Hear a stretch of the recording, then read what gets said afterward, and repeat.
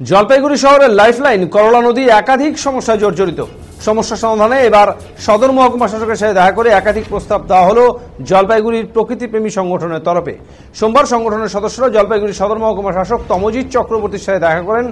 সংগঠনের কনভেনার দীপাঞ্জন বক্সি বলেন, আমরা দেখতে পাচ্ছি করলা নদীতে যে সকল সমস্যা রয়েছে তার মধ্যে বেশ কিছু মনুষ্য দ্বারা সৃষ্ট।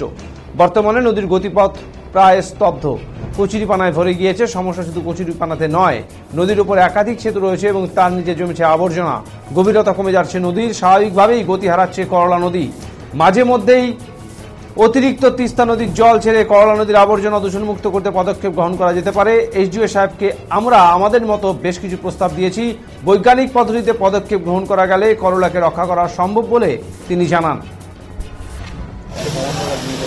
অফিসে আমরা এলাম এসডিও সাহেবের সাথে দেখা করতে। আমরা আগে অ্যাপয়েন্টমেন্ট নিয়েছিলাম। আগেও একদিন উনি আমাদের সময় দিয়েছিলেন করলার ব্যাপারে কথা বলতে, যে যেন সাইন্টিফিক্যালি এটার কোনো ব্যবস্থা করা হয়।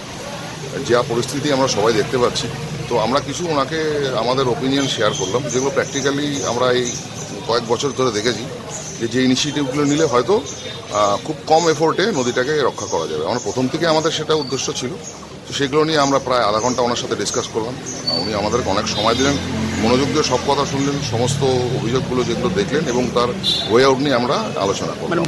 মূলত যেটা হচ্ছে সেটা হচ্ছে আজকে যেটা সকলে দেখছে কচুরিপানার প্রবলেম, সমস্যাটা আর কি। কচুরিপানাটা অ্যাকচুয়ালি সমস্যা নয়, সমস্যাটা যেটা হচ্ছে সেটা হচ্ছে নদীটা বন্ধ হয়ে যাওয়া, গভীরতা কমে যাওয়া এবং তার যে রিজনগুলো কী কী কারণে, যেগুলো কয়েক বছর ধরে ম্যানমেড মিস্টেকস আছে তার মধ্যে, ঠিক আছে, এরকম ধরনের কিছু জিনিস আছে, সেগুলো নিয়ে আলোচনা করা হলো।